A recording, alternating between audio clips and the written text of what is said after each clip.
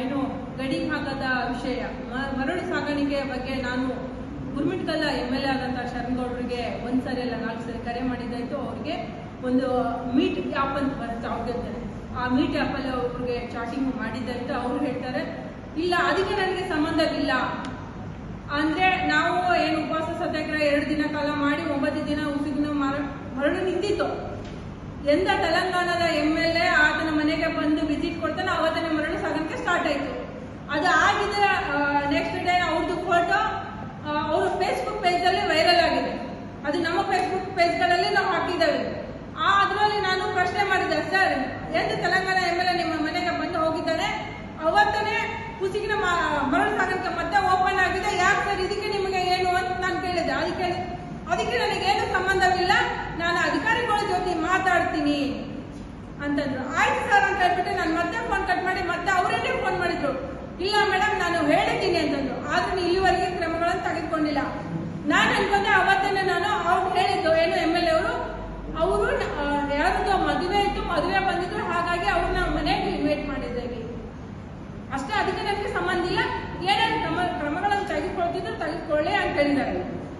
ಒಂದು ಅವ್ರದ್ದು ವಿಷಯ ಆದರೆ ಇವತ್ತಿನ ಮಟ್ಟಿಗೆ ತೆಲಂಗಾಣದ ಅಲ್ಲಿರುವಂಥ ಜಿಲ್ಲಾಧಿಕಾರಿಗಳು ಏನಂದ್ರೆ ನಮ್ಮ ಜಿಲ್ಲಾಧ್ಯಕ್ಷ ಜಗನ್ನಾಥ್ ಅವರು ಮಾತಾಡಿದ್ದಾರೆ.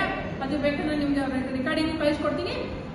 ಒಂದು ಅವ್ರು ಏನು ಹೇಳಿದ್ದಾರೆ, ನಾವು ಗಡಿಭಾಗನ ಗುರುತಿಸೋಣ ಬನ್ನಿ ಅಂತ ಹೇಳಿದ್ದಾರೆ ನಮ್ಮ ಕರ್ನಾಟಕದ ಅಂದ್ರೆ ಯಾದಗಿರಿ ಜಿಲ್ಲಾ ಅಧಿಕಾರಿಗಳಿಗೆ.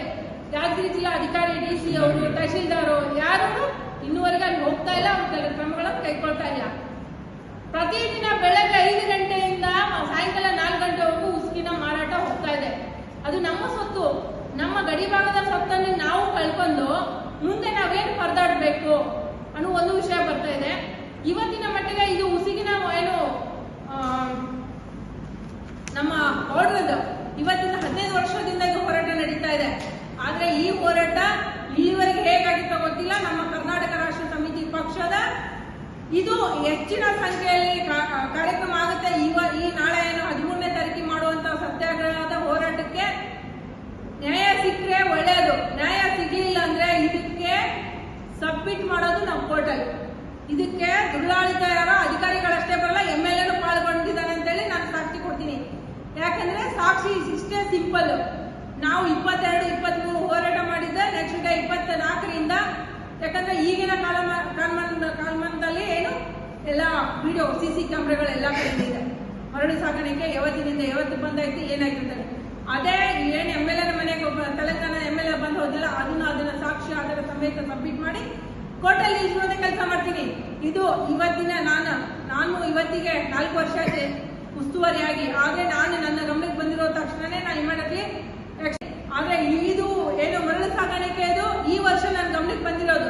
ಮೇಡಮ್ ಅತಿ ಹೆಚ್ಚು ಮರಳು ಸಾಗಾಣಿಕೆ ಆಗ್ತದೆ, ಈ ತರ ಆಗ್ತಾ ಇದೆ, ದಯವಿಟ್ಟು ಇದಕ್ಕೆ ನಾವು ಹೋರಾಟ ಮಾಡೋಣ ಅಂತಂದ್ರು.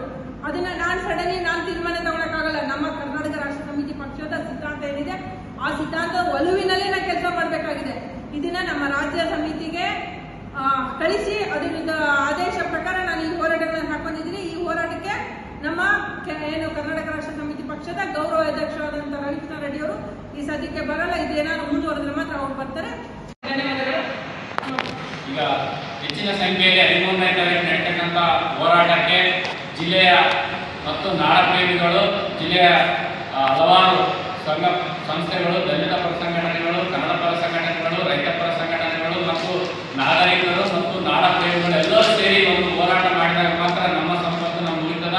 ಇದು ಗಡಿ ಸಂಬಂಧ, ವಿರೋಧ ಸಂಬಂಧ, ಇದು ಬೃಹತ್ ಮಟ್ಟದ ಹೋರಾಟ ಆಗಬೇಕು.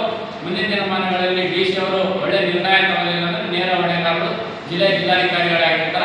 ಇಲ್ಲ ಮಾಡಿಲ್ಲ ಮಾಡಿ ನಮ್ಮ ಸಿದ್ಧಾಂತ. ಅದಕ್ಕೆ ನಾವೆಲ್ಲದಕ್ಕೆ ರೆಡಿಯಾಗಿ 2 ದಿನ ಉಪವಾಸ ಕುಂತರೂ ಅವ್ರು ಯಾವುದೇ ರೀತಿಯಾಗಿ ಕ್ಯಾರಿ ಆಗದ ಕಾರಣ ಇವತ್ತು ಜಿಲ್ಲೆ ಬಿಟ್ಟು ತೊಲಗಿ ನಿಮ್ಮ ಕೈಲಿ ಆಗಲಿಲ್ಲ ಅಂದ್ರೆ ಬರ ಅಧಿಕಾರಿಗಳು ಕ್ರಮ ಕೈಗೊಳ್ತಾರ ಅನ್ನೋ ಉದ್ದೇಶದಿಂದ ನಾವು ಆಕ್ರೋಶವಾಗಿ ಇವತ್ತು ನಮ್ಮ ಎದೆಗೆ ಚೂರಿ ಚುಚ್ಚಿದಂಗೆ ಆಗ್ತೈತೆ. ನಮ್ಮ ಸಂಪತ್ತು ಪಕ್ಕದ ತೆಲಂಗಾಣದವರು ಲೀಗಲ್